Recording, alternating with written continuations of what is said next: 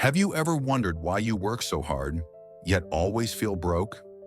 That's exactly the dilemma Zoe, the main character of the Latte Factor, was facing. In part one, she was introduced to a new way of thinking about money, a way that turned everything she believed on its head. Now in part two, the real transformation begins. Let's dive deeper into the financial truths that are easy to overlook, but once understood, can completely change your life. Lesson 1. Pay yourself first. It sounds simple, but most people never do it. David Bach explains that the secret to financial freedom isn't about earning more. It's about keeping more. And the way you do that is by paying yourself first, not last. So what does that really mean? Most of us work 40, 50, even 60 hours a week, and we use the money we earn to pay everyone else, the landlord, the credit card company, the supermarket, the streaming services, and yes, in the local coffee shop. And what's left for us? Usually nothing. Paying yourself first flips that completely. Before you pay your bills, before you spend on food or rent or shopping, you automatically set aside money for your future self. Even if it's just $5 a day, even if it's just 1% of your income. Why? Because it's not about the amount, it's about the habit. When Zoe starts doing this in the book, she feels nervous, like she can't afford it. But she learns the truth. You can't afford not to. Lesson 2. The Latte Factor is not about coffee. This is the big myth people get wrong. The Latte Factor doesn't mean you should stop drinking coffee. It's a metaphor. It's about discovering your own unconscious spending habits, the small, mindless expenses that silently bleed away your wealth. Let's break it down. If you spend just $5 a day on a fancy latte, that's $150 a month.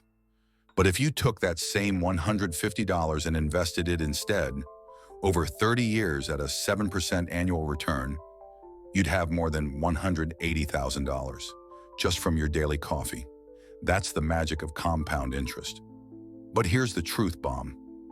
Everyone has their own Latte Factor. For some, it's ride shares. For others, it's takeout, subscriptions, impulse buys, the $10 you Venmo your friend and forget about. When Zoe sits down to calculate her monthly spending, she's shocked. She realizes that she's leaking money in places she never noticed. But the even bigger shock is when she realizes how rich she could become by redirecting that money. Lesson 3. Your financial freedom is hidden in plain sight. In the book, Henry, the wise barista, gives Zoe a challenge. What if I told you that you're already rich, that you just don't know it yet? Zoe laughs it off, but slowly, through simple math and clear logic, she starts to believe it. Because the truth is this, it's not about what you earn, it's about what you do with what you earn. A person earning $50,000 a year who invests consistently can end up wealthier than someone making $150,000 but spending it all. A person who saves $10 a day can retire a millionaire without winning the lottery. This is the power of awareness, and here's the kicker. Most people never get this lesson. They think wealth is about luck, inheritance, or some magical breakthrough. But David Bach says no. Wealth is built through simple, repeatable, boring actions. Daily habits that compound over time. Just like fitness isn't built in one workout, wealth isn't built in 1 year.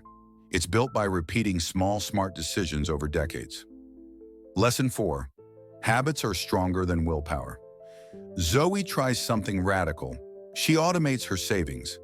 Every paycheck, a percentage goes straight to a retirement account before she sees it. And just like that, no more guilt, no more decision fatigue. Bach makes it clear, the best way to build wealth is to remove yourself from the process. Why? Because we're human. We'll forget. We'll justify. We'll spend. But automation makes your wealth-building plan bulletproof. You don't have to be perfect. You just have to be consistent. Power. Quote from the book, "You don't need to be rich to invest, but you need to invest to become rich." Let that sink in. The average person spends more time planning a vacation than they do planning their finances, and that's what keeps them stuck. Bach is not trying to make you feel bad. He's trying to wake you up. He says if you don't take control of your money, someone else will, and you'll spend your life wondering why you're always struggling. Action steps from part 2. Here's what Zoe and you can start doing today. Track your spending for 7 days. Write down every purchase. No judgment, just data. Find your latte factor.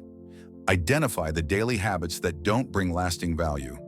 Automate your savings. Even if it's $5 a day, make it automatic. Out of sight, into your future.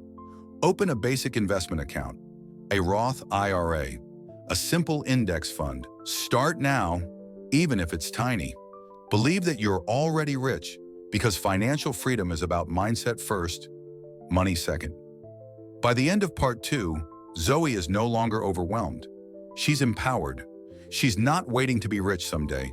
She's becoming wealthy right now, by changing her habits, one small choice at a time. That's what the latte factor is really about.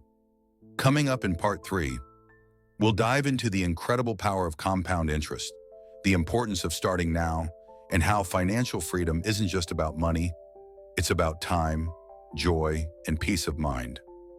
Subscribe to the channel, turn on notifications, and if you're enjoying this journey, drop a comment and let me know what your latte factor is. You are richer than you think.